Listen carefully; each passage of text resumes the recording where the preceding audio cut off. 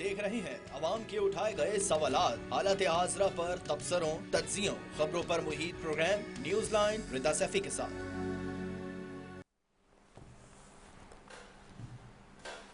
अस्सलाम वालेकुम, मैं हूँ रिदा सैफी। नाजरीन, आज पाकिस्तान की सियासत एक ऐसे चौराहे पर खड़ी है जहाँ पर हर रास्ता एक नए बहरान, एक नई गैर यकीनी सूरत हाल की तरफ जाता है। एक तरफ इक़्तिदार के ऐवानों में बैठी मौजूदा हुकूमत है जिसकी माशी और सियासी पॉलिसियाँ रोज़ अव्वल से ही शदीद तरीन तनकीद की जद में हैं। आवाम महंगाई के बोझ तले दब चुके हैं, ताजिर सड़कों पर हैं, बिजली के बिलों ने गरीब का जीना मुहाल कर दिया है। सवाल ये पैदा होता है कि क्या सिर्फ IMF के सहारे और अपोजिशन को दीवार से लगाने के सहारे ये हुकूमत अपना मुस्तकबिल महफूज कर पाएगी? क्या ये पॉलिसी इस इत्तेहाद को 5 साल पूरे करने देंगी या फिर अंदरूनी खलफशार और अवामी गुस्सा इस सेटअप को वक्त से पहले ही लपेट देगा? दूसरी तरफ मुल्क की सबसे बड़ी अपोजिशन जमात पाकिस्तान तहरीक इंसाफ का बहरान है जो थमने का नाम नहीं ले रहा। बानी PTI इमरान खान महीनों से जेल की सलाखों के पीछे कैद हैं, जलसे हो रहे हैं, बयानात आ रहे हैं, प्रेस कॉन्फ्रेंसेस का एक तूफान है, लेकिन सवाल ये कि ज़मीन पर इसके नताइज क्या निकल रहे हैं? आज अवाम और खुद PTI के कारकुनों के जहनों में एक बहुत बड़ा और चुपता हुआ सवाल लग रहा है कि क्या तहरीक इंसाफ की मौजूदा क़यादत वाकई अपने बानी की रिहाई के लिए मुखलिस है या फिर खान की कैद कुछ रहनुमाओं के लिए अपनी सियासत चमकाने और पार्टी पर कंट्रोल हासिल करने का एक सुनहरी मौका बन चुकी है। जलसों की तारीख पर तारीख देना, असेंबलियों में सिर्फ तकरीरें करना और एहतजाजी तहरीकों को मंतक के अंजाम तक ना पहुंचाना, क्या ये महज सियासी नाअहली है या फिर पसे पर्दा किसी बड़ी डील और मसलहत का हिस्सा है? साथ ही इन्हीं तल्ख और अहम सवालात के जवाब जानने के लिए हमारे शो में आज एक ऐसी शख्सियत मौजूद है तहरीक इंसाफ के उरूज ज़वाल की ना सिर्फ ऐनी शाहिद रही है बल्कि खुद खान साहब के सबसे करीबी सियासी रफ़िका में शुमार होते रहे हैं और उनसे हम बात करेंगे। बेतहाशा सवालात हैं जो कि आज उनसे जानने की कोशिश करेंगे। मेरे साथ मौजूद है फवाद चौधरी जो कि साबिक़ वफाकी वज़ीर हैं, उनको वेलकम करूंगी प्रोग्राम में। बहुत शुक्रिया फवाद साहब फॉर ज्वाइनिंग अस। फवाद साहब, आपको आवाज़ आ रही है? आवाज आपकी बड़ी कम है। मेरा काम आपका जो प्लग है वो प्रॉपर नहीं आउट हुआ। अच्छा, कोशिश करेंगे हम कि आप तक आवाज है। फवाद साहब, कैसे देख रहे हैं मौजूदा हुकूमत की? सबसे पहले सवाल ये है कि माशी और सियासी जो इस वक्त नहज पर चल रही है लाइन, आप कैसे देख रहे हैं? इसकी लाइफ लाइन कितनी नजर आती है? देखिए, अभी तो पाकिस्तान की जो सियासत है उसके अंदर अलमिया ये हुआ है कि एस्टैब्लिशमेंट ने अपने जो 2 प्लेयर उतारे हैं, जरदारी साहब और शहबाज शरीफ साहब, उनसे जो उनकी तवक्को थी कि वो कोई पॉलिटिक्स कर सकेंगे या वो गवर्नेंस कर सकेंगे, वो इन दोनों मामलों में मुकम्मल नाकाम साबित हुए हैं। और अब लोग समझते हैं कि ये एक मुकम्मल बोझ है एस्टैब्लिशमेंट के ऊपर और मुल्क के ऊपर। उसकी वजह यह है कि आप देखिए, शहबाज शरीफ साहब अब तक 17 बजट पेश कर चुके हैं। 5 जो हैं वो एज अ प्राइम मिनिस्टर और 12 budget as a chief minister. तो अगर 17 बजट देने के बाद भी उनका इकोनॉमिक विजन सामने नहीं आ रहा तो आप उनसे क्या और जो तवक्को है वो कर सकेंगे। लिहाजा आम आदमी जो है वो उससे बहुत मायूस है और उनको ये नहीं पता चल रहा कि आखिर इस निज़ाम से में आगे कैसे बढ़ा जा सकता है। और फिर अवाम जो है उसमें और जो है उनमें बहुत फर्क है। और लग ये रहा है कि जो अवाम है उनमें और जो एक हुकूमत है उसमें जो लेजिटिमेसी का क्राइसिस है वो भी अपने अरूज पे है। तो ये एक मसाइल हैं जिनसे हल किए बगैर आप आगे माशी तौर पे आगे नहीं बढ़ सकते। और पाकिस्तान इस वक्त एक सख्त हुआ है इस निज़ाम की वजह से। अच्छा, आपको क्या लगता है? एक तरफ हम देखते हैं कि नवाज शरीफ साहब की खामोशी है वो और अगर आते भी हैं, हमने GB के इलेक्शन में देखा वो खड़े हुए थे और बात कर रहे थे मुझे क्यों निकाले कि वो उसी से आगे ही नहीं बढ़े। और फिर सूरत हाल हम सब ने देखी कि उस इलेक्शन की भी क्या ही बनी। इसी तरह जरदारी साहब को भी देख लें तो जो नवाज शरीफ साहब की खामोशी और आसिफ अली जरदारी साहब की जो बैकडोर शुरू से सियासी चालों की बातें हैं, क्या इशारा कर रही हैं? क्या हुकूमत अंदर से कमज़ोर हो गई है, आपको लगता है? देखिए, हुकूमत तो खैर आपको पता है कि अपने बाजू पर तो खड़ी नहीं ना। हुकूमत तो खड़ी है सिर्फ एस्टैब्लिशमेंट की एक छड़ी के ऊपर। और अब उन्हें ही आप देखें, हालत यह है कि अगर इस वक्त PTI का कोई उम्मीदवार खड़ा हो जाए तो वहाँ वक्त पड़ जाता है कि किस तरह से उसको डिस्क्वालीफाई करें। कोई लोग जो हैं आगे इमरान खान का नाम इस्तेमाल ना कर सकें, उनका निशान इस्तेमाल ना कर सकें।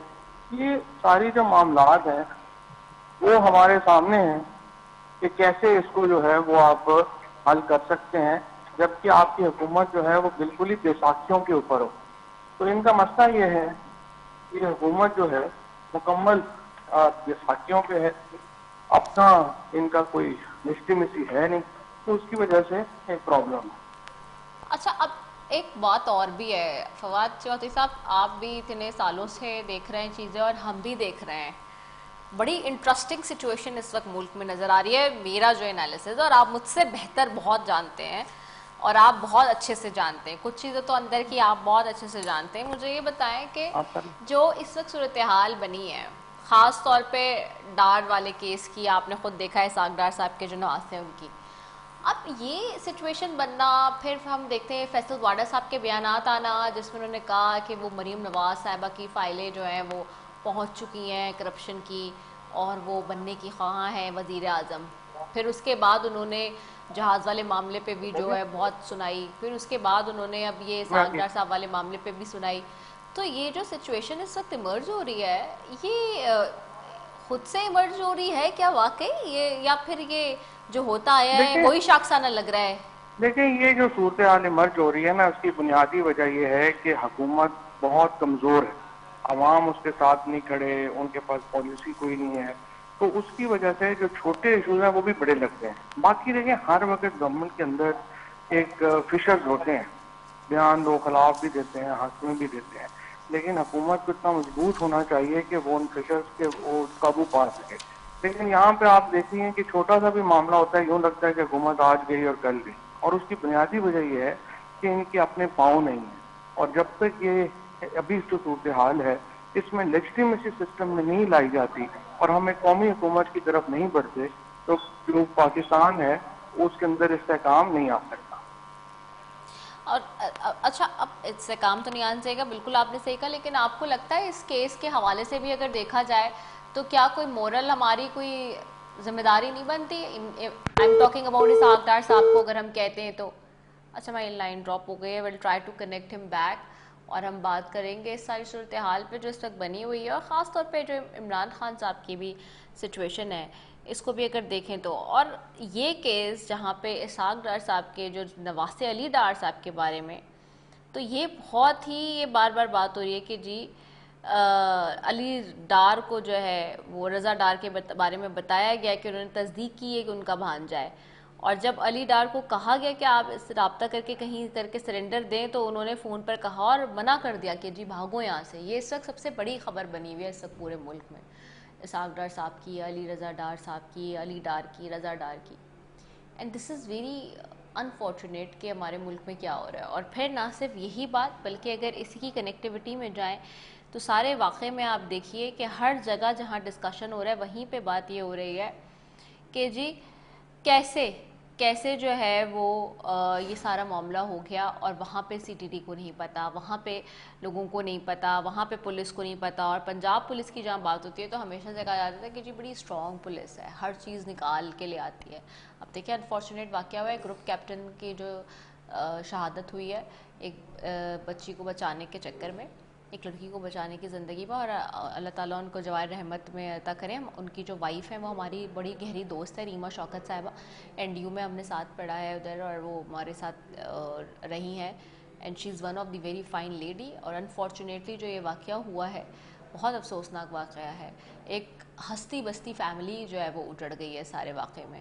سو اگین تو ہم دیکھ رہے ہیں کہ کہاں پہ جو ہمارے فوجی جوان ہیں، جو ہمارے رکھوالے ہیں اس وقت عوام کے اور اس ملک کے، اس وطن کے، وہ تو کیسے اپنی جانیں دے رہے ہیں لوگوں کو بچانے میں، لیکن at the same time on the other hand کیا ہو رہا ہے اپوزیشن، مطلب اپوزٹ سائڈ پہ اگر آپ دیکھیں سویلین حکومت کے اندر تو وہ کیا کر رہی ہے، کس قسم کے بیانات، کس قسم کے واقعات سامنے آ رہے ہیں جو ہمارے شرم کا باعث بن رہے ہیں. So this is very important to address کہ آخرکار ہونے کیا جا رہا ہے. فواز چودھری صاحب آ گئے میرے ساتھ واپس؟ اچھا چلیں، ویل ٹرائی ٹو کنیکٹ ہم بیک. جی وہ ہماری جو ہے وہ رابطہ ان سے منقطع ہو گیا ہے، and we'll try to connect ہم بیک اینڈ جی ٹاک ٹو آن اٹ کہ جی کیا ہے ساری situation. But this is very important again کہ جی ہم اس کے اوپر بات کریں، اور سارا، اور خاص طور پہ اب اگر حکومت جاری ہے, جو کہ باتیں ہو رہی ہیں, یا حکومت میں کوئی ہلچلی ہے, یا حکومت ویک ہو رہی ہے, یا کہیں پہ شیکی ہو رہی ہے, تو پھر کیا ہوگا آگے؟ کون حکومت میں آ سکتا ہے؟ آج کا ایک سٹیٹمنٹ بلاول بھٹو زرداری صاحب کا بھی بڑا امپورٹنٹ ہے, جہاں پہ وہ یہ کہتے ہیں کہ جی اس وقت جو ہے وہ لوگ پرانی تنخواہ پہ کام کرنے کے لیے تیار ہی نہیں ہیں. اور وہ کہاں کی بات کر رہے ہیں, یہ بڑی امپورٹنٹ ہے, آزاد کشمیر اور گلگت بلتستان کے حوالے سے, جس میں نئے الیکشن ہوئے, ایک جگہ الیکشن ہونے والے ہیں, اور دونوں جگہ کے حوالے سے وہ یہ بات کر رہے ہیں. So it's very important to understand the context کہ جی جو بیانات آ رہے ہیں اس میں ہونے کیا جا رہا ہے ملک کے اندر. سو یہاں پہ ایک بریک لے رہے ہیں, شارٹ کمرشل بریک ہے کوئک, اس کے بعد واپس آ رہے ہیں. Stay tuned.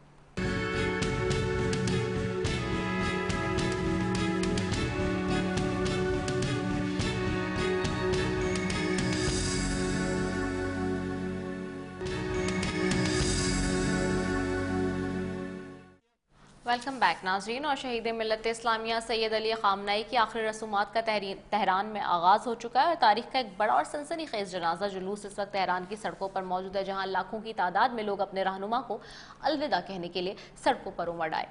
فضا سوگوار, نعرے بلند, ہر آنکھ اشکبار, لیکن اس جنازے کے پیچھے صرف غم نہیں بلکہ ایک سلگتا ہوا غصہ بھی ہے. اور دوسری جانب ایک ایسی خبر آئی جس کی کسی کو توقع نہیں تھی. حماس نے پورے 20 سال بعد غزہ کی حکومت سے مکمل دستبرداری کا اعلان کر دیا ہے. 2 دہائیوں تک غزہ پر بلا شرکت غیر حکومت کرنے والی تنظیم کا پیچھے ہٹنا کیا ثابت کرتا ہے؟ سوال. اور پھر یہ مسلسل جنگ اور دباؤ کا نتیجہ ہے کیا؟ سوال.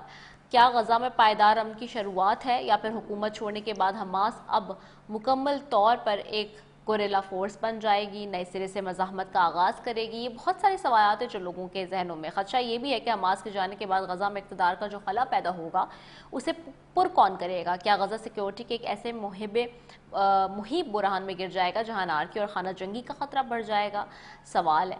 اینڈ دین یہ بھی ہے کہ سید علی خامنہئی کے بعد ایران کی نئی قیادت کا رخ کیا ہوگا, اور جو نئی لیڈرشپ ہے وہ ٹرمپ کے عزائم کے سامنے کیا کرے گی, کیا اس کے فیصلے ہوں گے, اور حماس کا 20 سال بعد حکومت چھوڑنا مشرق وسطیٰ کے نقشے کو کیا بدلے گا, کوئی تبدیلی آئے گی, اور فلسطینی اتھارٹی غزہ کا کنٹرول سنبھالنے کے لیے کیا تیار ہے؟ یہ بہت سارے سوالات ہیں, اس پہ بات کرتے ہیں. آج ہمارے ساتھ موجود ہیں جی پینل میں لیفٹیننٹ جنرل نعیم لودھی ہیں, ریٹائرڈ دفاعی تجزیہ کار, اور میرے ساتھ غلام رسول بلوچ صاحب ہیں جو کہ سابق سفیر ہیں اور بڑی گہری نگاہ رکھتے ہیں. دونوں معزز مہمانوں سے جانیں گے جی وہ کیسے دیکھ رہے ہیں ساری صورتحال کو.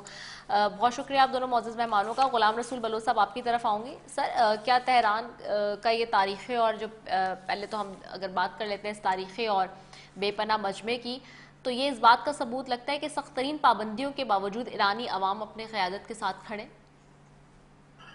دیکھیے, بسم اللہ الرحمن الرحیم. دیکھیے یہ جو اس وقت رحلت ہے ایک بہت بڑے اسپریچول لیڈر کی, سیاسی لیڈر کی, سماجی لیڈر کی, شہید علی خامنہئی, وہ کافی ساری چیزوں کو, کیونکہ وہ ایک انقلاب کے رہنما تھے. اب وہ انقلاب ایک میری نظر میں ایک تاریخی موڑ پہ آیا ہے. وہ کس طرح سے؟ 2-3 طریقے سے. نمبر 1 کہ یہ شہادت بھی اسی کا نتیجہ ہے کہ بڑی ایک جنگ لڑی انہوں نے, عراق کے ساتھ بھی بڑی جنگ لڑی, 9 سال لڑی, لیکن اس کی اہمیت زیادہ ہے اس لیے کہ 2 بڑے جو ان کی اپنی فہرست میں سب سے بڑے شیطان تھے, ان سے ڈائریکٹلی لڑائی ہوئی, ایران اور اسرائیل کی, اور ایران اور امریکہ کی, for the first time in 47 years.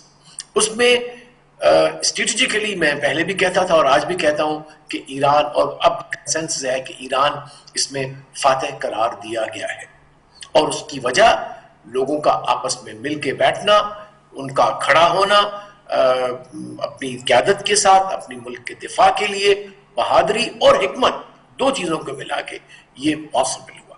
لہٰذا میرا اپنا ہی خیال ہے کہ یہ انقلاب اب ریزسٹنس سے ریزیلینس کی طرف جا رہا ہے, نمبر 1. نمبر 2, یہ انہوں نے ثابت کر دیا کہ despite all the attacks, despite all the problems, ان کی اسٹیٹ ہائیلی آرگنائزڈ ہے, ویل گریسڈ مشین ہے جو ڈیلیور کرتی ہے in war as well as in peace. یہ ٹیسٹ ہوتے ہیں کسی اسٹیٹ کے سسٹم کو چیک کرنے کے لیے. نمبر 3, اب وہ انہوں نے ایک راستہ بھی بتایا ہے کہ اب ہم اس مسلسل وار کو چھوڑ کے امن کی بات کر سکتے ہیں, ڈیولپمنٹ کی بات کر سکتے ہیں, لیکن not on your terms, on terms which are fair, which are judicious, which are according to their dignity and according to the insaf. جی رائٹ سر, آپ کی طرف آؤں گی جنرل نعیم لودھی صاحب. نئے ایرانی سپریم لیڈر کے سامنے سب سے پہلا اور بڑا چیلنج آپ کیسے دیکھتے ہیں؟ کیا ہو سکتا ہے؟ امریکہ اور اسرائیلی دباؤ سے نمٹنا ہوگا یا اندرونی معیشت کو سنبھالنا ہوگا؟ یہ دیکھیں, بات یہ ہے کہ یہ دونوں ہی کام کرنے ہوں گے, اور آپ کو پتا ہے کہ یہ اسٹریٹجی اور اکانومی اور پولیٹکس یہ ساتھ ساتھ چلتے ہیں, یہ گندے ہوئے ہوتے ہیں. ایسا نہیں ہو سکتا کہ کبھی آپ کہیں جی میں صرف اس پہ توجہ دوں گا اور دوسرے کو چھوڑ دیں. کچھ لوگ یہ کہتے ہیں نا کہ یہ اکانومی کا دور ہے, یہ تمام دور اکانومی کے ہوتے ہیں, اور اسٹریٹجی اور پولیٹکس جو ہے اس کو سنبھالنے کے لیے, اس کو سہارا دینے کے لیے ہوتی ہے. تو ان کو ہر طرف سے دھیان رکھنا پڑے گا, ابھی خطرہ ٹلا نہیں ہے. جو دو تین باتیں بڑی کلیئر ہوئی ہیں وہ یہ ہے کہ دشمنوں کو یہ اندازہ ہو گیا کہ یہ جو بھی اس وقت ڈسپنسیشن ہے ان کو عوام کی تائید حاصل ہے. اس تمام جفاکش جو وقت گزرا, ان کا جو مصائب گزرے, اس کے باوجود قوم اپنے اس سیٹ اپ کے ساتھ ہے. یہ بہت امپورٹنٹ بات ہے. خود ان کو یہ اعتماد پیدا ہوگا کہ اتنے لوگ جو ہیں ابھی بھی دل سے ہمارے ساتھ کھڑے ہیں, اور جو لوگ نیوٹرل تھے, جو وسوسے ان کے دلوں میں آتے تھے یا سوچ و بچار کرتے تھے کہ پتہ نہیں یار لوگ وہاں کیا سمجھتے ہیں کیا نہیں سمجھتے ہیں, تو ان کا بھی جو ہے نا وہ جس کو کہتے ہیں کہ وہ کلیئر ہو گیا ہے سچویشن. تو میرے اپنے خیال میں یہ ایک نئے دور کا آغاز ہوگا. اور ایکسیلنسی جو بات کر رہے ہیں کہ یہ ابھی آگے چونکہ ان کو اکنامکلی سانس لینے کا موقع ملے گا ضرور, اور جتنا پہلے لوگوں نے, آپ کو پتا ہے کہ یہاں پر ایک کھڑی کی گئی تحریک, چاہے وہ آرٹیفیشلی تھی لیکن کچھ نہ کچھ لوگوں کی اس کے اندر ڈیمانڈ تھی, اس کی طرف بھی شاید یہ غور کریں گے. ہو سکتا ہے آپ کو تھوڑا سا معاملہ لبرل نظر آئے آفٹر سم ٹائم, یہ میرے اپنی اسیسمنٹ ہے. اور یہ دنیا کے ساتھ ریکنیکٹ ہوں گے, اسپیشلی اس ریجن کے ساتھ. اور وہ جو ایک سٹینڈ آف تھا اسپیشلی سعودی عربیہ کا اور ایران کا, اس میں آپ کو کمی نظر آئے گی. پاکستان کا رول اس میں بھی ہوگا, آپ دیکھیں گے انشاءاللہ پاکستان کے ساتھ تعلقات بہتر ہوں گے. ٹھیک ہو گیا. اور اس طریقے سے پورا ایک نیا آپ سمجھیں کہ ہورائزن اور ایک نیا دن چڑھتا ہوا نظر آ رہا ہے. جی اوکے, میں غلام رسول بلوچ صاحب آپ سے جاننا چاہوں گی, کیا قیادت کی اس تبدیلی کے دوران ایرانی پاسداران انقلاب کی پالیسی میکنگ میں اثر رسوخ پہلے سے زیادہ بڑھ جائے گا, آپ دیکھتے ہیں؟ دس از اے $1 million کوشچن کہ اب اصل پاور کا منبع کیا ہوگا, سینٹر آف پاور کتنے ہوں گے. میری انڈرسٹینڈنگ یہ لگ رہی ہے کہ جس طرح سے انہوں نے وار لڑی ہے, what they call it a decentralized but again meeting the same objectives, تو وہ ہوگا ڈیسینٹرلائزڈ, لیکن کہیں نہ کہیں جا کے وہ آپس میں جڑ جائیں گے اور اپنی اسٹیٹ کو مضبوط کرنے کے لیے آگے بڑھیں گے. اور اس کی ایک اور ریزن بھی ہے. دیکھیے, ہمیشہ جو انقلاب ہوتے ہیں وہ انیشل years میں, initial can be from 10 to 50 years. For example, in Cuba, they are still in انقلاب. نارتھ کوریا ہے, ابھی تک بھی وہ چل رہے ہیں انقلاب میں. لیکن یہ انقلاب میرے خیال ہے زیادہ چیلنجز تھے کہ لڑائیاں لڑی ہیں, کنفرنٹیشن ہے تھی اور ہے ابھی تک. تو میرا اپنا یہ خیال ہے کہ اب یہ انقلاب کی نوعیت, اس کی مینیفیسٹیشن اور جو گورننگ پرنسپلز تھے کہ جی ہم صرف اس پہ جیت سکتے ہیں کہ باہر ہمارے الائز ایک رہیں جو لڑائیاں لڑیں, ہم بھی ان کو سپورٹ کرتے رہیں, ہم بھی بڑی لڑائیوں کی تیاریاں کرتے رہیں, وہ میرے خیال ہے ہوگا. یہ نہیں کہ نہیں ہوگا, لیکن جو ہم بار بار کہہ رہے ہیں کہ اب جو فیصلے ہوں گے وہ ہوپ فلی, کیونکہ this is what I think they need to do it, کہ اب جب میچور ہو گیا آپ کا انقلاب تو آپ کو سسٹین کرنے کے لیے کوئی باہر کا دشمن نہیں چاہیے. You need to sustain through development from in side.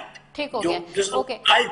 Okay general صاحب, آپ سے سوال ہے, اس نازک موڑ پر ایران کے خطے میں موجود جو حلیف تنظیمیں ہیں, حزب اللہ, حوثی اور عراقی گروپس اسپیشلی، ان کا مستقبل اور ان کی کمانڈ کا ڈھانچہ کیا شکل آپ کو لگ رہا ہے اختیار کرے گا؟ Very quickly.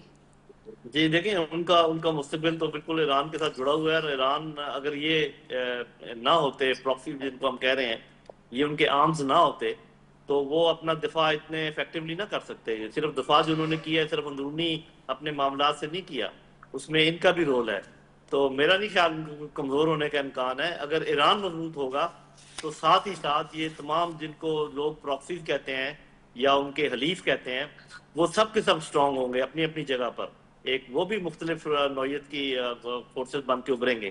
تو اس بات کا کوئی امکان نہیں ہے کہ ایران مضبوط ہو جائے اور ان کے جو حلیف ہیں، جو پراکسیز ہیں، وہ کمزور ہو جائیں. جو لوگوں کا خیال ہے کہ شاید وہ Iran will give up those, no never. وہ ایک قسم کی اس کی دفاع کی گارنٹی میں شامل ہیں. اس لیے میرا نہیں خیال کہ ان میں کوئی کمزوری آئے گی. جی رائٹ. غلام رسول بلوچ صاحب، آپ آخری سوال آپ سے، پھر جنرل نعیم سے بھی لاسٹ سوال کروں گی. حماس کا 20 سال بعد غزہ کی حکومت سے دستبردار ہونے کا جو اچانک فیصلہ ہے، وہ کسی بین الاقوامی پس پردہ ڈیل کا نتیجہ ہے، لوگ پوچھتے ہیں، یا زمینی حقائق کا دباؤ ہے، یا پھر اس کڑی کا حصہ ہے جو اب نیگوسیشنز ہو رہے ہیں؟ آئی تھنک آپ نے آخر میں جو جملہ کہا مجھے زیادہ اس کی طرف اشارہ، میری جو ذہن اس طرف جاتا ہے کہ یہ again is part of that master stroke of Iranian negotiating strategy. Okay. کیونکہ دیکھیے جو اسرائیل کا ڈیمانڈ تھا اور کچھ اس کے ساتھ لوکل بھی ایسے پاورز تھے کہ جی حماس کو ڈس آرم کریں یا ٹوٹلی ڈس انگیج کریں حماس کو غزہ سے، اور پھر ہم بات کرتے ہیں. اور وہ جو انہوں نے بورڈ آف پیس نے جو ٹیکنیکل ایڈمنسٹریٹو بنایا ہے کمیٹی، اس کے حوالے کریں. تو انہوں نے ایک قسم کا چیلنج دیا ہے to the international community who want disarming of Hamas اور اس کی ڈس انگیجمنٹ، کہ اب ہم نے چھوڑ دیا. We are not an obstacle in the peace making. ایک تو وہ جو اصل میں پیس میکنگ میں آبسٹیکل ہے، دیٹ از اسرائیل، اصل ایگریسر، اس کا فیس سامنے آئے گا. دوسرا یہ کہ ان کی انڈسپینسبلٹی، کہ یو کین ناٹ ڈائیورس، آپ سیپریٹ کر ہی نہیں سکتے غزہ کو from Hamas. Okay. Last question ہے سر جنرل صاحب آپ سے، حماس کے پیچھے ہٹنے کے بعد غزہ کا کنٹرول آپ کیسے دیکھتے، کون سنبھالے گا؟ کیا فلسطینی اتھارٹی یعنی کہ محمود عباس الائنس جو وہاں حکومت کرنے کی پوزیشن میں ہے کیا؟ جی دیکھیں، پہلی بات تو یہ ہے کہ ملٹری پوائنٹ آف ویو سے جب کوئی گوریلا فورسز کسی جگہ کو چھوڑتی ہیں جی تو اس کا یہ ہرگز مطلب نہیں ہوتا کہ وہ کوئی شکست انہوں نے تسلیم کر لی ہے یا کوئی اور بات تسلیم کر لی، بلکہ آپ یوں سمجھیں کہ ان کے وہ جو لاک تھا نا، ان کا ایک طریقے سے زنجیر تھی کہ غزہ نے ان کے پاؤں پکڑے ہوئے تھے، ہاتھ جکڑے ہوئے تھے، وہ اس سے آزاد ہو گئے ہیں. اب وہ تنظیم کہیں پر بھی ابھر کے آ سکتی ہے. تو میں اس کو اس نظریے سے دیکھتا ہوں کہ اس میں تو کوئی شک نہیں کہ بالکل غزہ تو ملیا میٹ، غزہ ناٹ دیئر. اور پھر یہ کہ جو لوگ رہ گئے تھے ان کا یہ خیال تھا کہ یہ حماس کی، کچھ لوگوں کا یہ خیال تھا کہ حماس کی وجہ سے ہم پہ یہ مصیبتیں ٹوٹی ہیں. تو حماس اگر وہاں سے ہٹ جاتا ہے، ہل جاتا ہے، تو اس کا یہ مطلب نہیں ہے کہ اس نے اپنی جدوجہد چھوڑ دی. اس کا یہ مطلب ہے اس نے زمین کا ایک ٹکڑے سے دوسرے ٹکڑے پہ جانے کا فیصلہ کیا، جو کہ کچھ عرصے کے بعد ہمیں نظر آئے گا. تو لہذا میں سمجھتا ہوں کہ جس طریقے سے حماس نے مقابلہ کیا ہے اتنے بڑے دشمن کا اتنی چھوٹی سی جگہ میں بیٹھ کر، یہ تاریخ میں لکھا جائے گا. ایسا مقابلہ ہم نے پہلے کبھی دیکھا نہیں ہے، اور یہ ممکن نہیں ہے کہ وہ ابھی فزل آؤٹ ہو جائیں. وہ زیادہ اسٹرانگ طریقے سے کسی اور جگہ پر ابھریں گے، آپ دیکھتے جائیے گا. رائٹ. بہت شکریہ لیفٹیننٹ جنرل نعیم لودھی آپ کا، اور غلام رسول بلوچ صاحب آپ کا، سابق سفیر اور دفاعی تجزیہ کا. بہت شکریہ. We were talking about Hamas and internationally. بہت اچھی رہی. Moving back to the first segment, ہم واپس جا رہے ہیں فواد چودھری صاحب کی طرف جو کہ ڈسکنیکٹ ہو گئے تھے due to some technical glitch and now he has joined us back. Thank you so very much Fawad sahab. آپ کو آواز آ رہی ہے میری؟ جی آ رہی ہے. جی جی thank you and welcome back. اچھا، ہم بات کر رہے تھے جی ڈار صاحب والے معاملے کی بھی، and you know that issue, اور اس کے اوپر جو کچھ کل ہوا، جو پریس کانفرنس ہوئی لاہور سے، اور پھر اس کے بعد جو صحافیوں کا ریئیکشن آیا، اور جو اوور آل سچویشن آپ نے دیکھی، what is your assessment according to it? Overall میں دیکھیے، پہلی بات تو یہ ہے کہ جو اس وقت انٹرنیشنل میڈیا میں جس طریقے سے اس واقعے کو اچھالا جا رہا ہے اور جس طرح سے آگے جا رہا ہے، ڈسپائٹ دا فیکٹ کہ میں سمجھتا ہوں کہ اسحاق ڈار صاحب اور علی ڈار جو ہیں بڑے آنریبل لوگ ہیں، اور ان کو اس طرح کے الزامات کا سامنا بڑا افسوسناک ہے. لیکن بات فیکٹ یہ ہے کہ ان کے قریبی رشتہ دار عزیز جو ہیں ان کے اوپر یہ الزام لگا ہے تو ان کو کافی دباؤ کا سامنا رہے گا. اور آپ یہ دیکھ رہی ہیں کہ خود حکومت کے اندر سے لوگ جو ہیں وہ دباؤ ڈال رہے ہیں کہ وہ ریزائن کریں. اب اس میں جو اس وقت کی سچویشن ہے, جس طرح سے FIR ہوئی ہے, میڈیکل پروو ہوا ہے, کیس تو دیکھیں بڑا سیریس ہے. اگر میڈیکل نہ بھی ہوتا تو 164 کی جو اسٹیٹمنٹ ہے that itself is very comprehensive as far as rape allegations are concerned اور ایبڈکشن از کنسرنڈ. تو اس لیے کیس جو ہے وہ تو بہت سخت بن گیا ہے پہلے ہی, اور 164 کا بیان ہو گیا ہے میجسٹریٹ کے سامنے, تو یو کین امیجن کہ کیس تو بہت تگڑا ہے. تو اب یہ اپنی اس کی جو پولیٹیکل ریپرکشنز ہیں, اس کے جو لیگل ریپرکشنز ہیں وہ تو کافی سخت ہوں گے. اب اس کے جو پولیٹیکل ریپرکشنز ہیں وہ دیکھتے ہیں. میرے خیال میں تو ڈار صاحب کو جو ہے وہ اپنے عہدے سے علیحدہ ہونا پڑے گا. اس کی وجہ یہ ہے کہ جو عالمی میڈیا کا دباؤ ہے وہ بڑھتا جائے گا, اور ناٹ ود اسٹینڈنگ کہ میں سمجھتا ہوں کہ انفارچونیٹ ہے کہ وہ اس میں اس سارے معاملے میں آ گئے ہیں, لیکن انہیں بہرحال اس سے استعفیٰ تو انہیں دینا پڑے گا. اچھا اب ایک چیز ہم اس کے اوپر تو بات کرتے ہیں, آپ کے بھی حوالے سے تھوڑی سی بات کریں اگین, کیونکہ اپوزیشن اور حکومت کی جو سچویشن ہے, آپ عمران خان صاحب کے بہت قریب رہے. آپ کو کیا لگتا ہے جو موجودہ قیادت ہے PTI کی, وہ بانی کی رہائی کے لیے کافی واقعی, کیا آپ کو اس کی جو کوششیں وہ کافی لگتی ہیں اور وہ واقعی مخلص لگتی ہے, یا صرف اپنی پوزیشن بچا رہی ہے آپ کو لگتا ہے؟ ان کو لگایا اسی لیے کیا ہے کہ وہ کسی کام کے نہیں. عمران خان صاحب نے جب ایک گزار ماڈل امپوز کیا ہے پارٹی پہ, تو اس میں انہوں نے یہ فیصلہ کہ جو پارٹی ہے وہ ایسے لوگوں کو دی جائے جو عثمان بزدار لیول کے ہوں, اور اس کا مقصد یہ تھا کہ ہم خود ہی پارٹی اندر سے ہی چلائیں گے اور باہر جو ہے وہ ضرورت نہیں ہے. اب یہ دیکھیے اندر سے ہو نہیں سکتا تھا پہلے, جس طرح سے یہ بزدار ماڈل فلاپ ہوا پنجاب میں کہ اسلام آباد سے پنجاب چلایا نہیں جا سکتا, اب اسی طریقے سے یہاں سے یہ ماڈل جو ہے وہ ناکام ہو گیا جب آپ نے ایک بالکل ایسے لوگوں کو پارٹی حوالے کر دی جن کی کوئی سیاسی حیثیت نہیں ہے, ان کے پاس پولیٹیکل آئیڈیاز نہیں ہے, کچھ نہیں ہے. تو دیٹ ایکچولی جہاں PTI کسی پوزیشن میں ہی نہیں ہے کہ وہ عمران خان کی کوئی مدد کر سکے. اچھا, جب بھی ہم دیکھتے ہیں احتجاج کی کال دی جاتی ہے, قیادت کارکنوں کو سڑکوں پر چھوڑ کر خود غائب ہو جاتے ہیں, تو یہ نااہلی ہے یا یہ کوئی ڈیل لگتی ہے آپ کو, کیا یہ حکومت کی بی پارٹی بن کے پلے کر رہے ہیں جیسے ایک ٹائم پہ اور آج بھی MQM کو کہا جاتا ہے سندھ کی سیاست میں, آپ تو بہت اچھے سے جانتے ہیں کہ وہ پیپلز پارٹی کی یا سندھ حکومت کی بی پارٹی کی طرح سے آپ کام کرتے ہیں کافی عرصے سے, سو آپ کو بھی لگتا ہے کہ PTI بھی ایسے ہی کام کر رہی ہے؟ دیکھیں وہ تو پہلی بات تو یہ کہ لوگ تو نکلے ہی کہاں ہیں جن کو آپ نے جو وہ چھوڑ کے چلے جاتے ہیں. اصل میں لوگوں کو نکالنے کے لیے بھی ایک بہت بڑا آپ کو حیثیت جو ہے وہ چاہیے ہوتی ہے, وہ چونکہ موجود نہیں تھی تو اس کی وجہ سے لوگ تو نکلے ہی نہیں ہیں. اور موجودہ لیڈرشپ جو ہے اس کی نا اہلیت ہے لوگ نکالنے کی, نہ ہی ظاہر ہے وہ ان کے ساتھ کوئی شرکت کر سکتے ہیں. وہ تو اپنی جتنے. اور کیا عمران خان صاحب تک جیل میں آپ کو لگتا ہے درست معلومات پہنچائی جا رہی ہیں, یا موجودہ قیادت انہیں اندھیروں میں رکھ کے اپنے فیصلے مسلط کر رہی ہے؟ دیکھیے خان صاحب جب تھا اس وقت تو پتہ ہی تھا انہیں کہ کیا ہو رہا ہے کیا نہیں ہو رہا, لیکن بہرحال انہوں نے فیصلہ تو انٹینشنلی کیا نا کہ ایسے لوگوں کو لگایا جائے جن کی کوئی سیاسی قد نہ ہو, سیاسی پوزیشن نہ ہو. یہ فیصلہ تو خان صاحب نے کیا. تو اس سے کتنا اچھا, اب آپ کو لگتا ہے کوئی آگے کچھ بہتری ہونے والی ہے اگر حکومت چلیں, اگر حکومت ویک بھی کھڑی ہے جیسے کہ ہم نے بھی ڈسکس کیا, لیکن ابھی جو ہر پروگرام میں ڈسکشن ایک چیز بڑی امپورٹنٹ چلی ہے فواد صاحب, جو کہ آپ بھی سمجھتے ہیں کہ اگر حکومت ویک بھی ہو جاتی ہے چلیں, سو کیا اپوزیشن میں اتنا دم ہے کہ وہ واپس آ جائے گی؟ سوال تو یہ نہیں, اپوزیشن میں تو کوئی دم نہیں ہے, لیکن ہمیشہ حکومتیں اپنے وزن پہ گرتی ہیں. اپوزیشن نے کون سا جو PTI کو کوئی اپوزیشن نے تو نہیں گرایا نا, یا یہ جب بھی نواز شریف صاحب جو گئے ہیں تو وہ اپنے وزن پہ جاتی ہیں, ان کو کوئی اتنا جو ہے وہ اپوزیشن نہیں ان کو. ٹھیک ہو گیا, بہت شکریہ فواد چودھری صاحب ہمارے ساتھ موجود تھے جی, اور بات ہو رہی تھی سابق وفاقی وزیر کی جی کیا حکومت اگر چلی جاتی ہے تو پھر نیکسٹ آپشن کیا ہے, آپشن کیا ہے اس ملک میں, لیکن وہ سمجھتے کہ جی اپوزیشن بھی اس طرح سے اس وقت کام نہیں کری جس طرح سے کرنا چاہیے. اسی کے ساتھ جی اپنی میزبان سے گزری اجازت. پاکستان زندہ باد.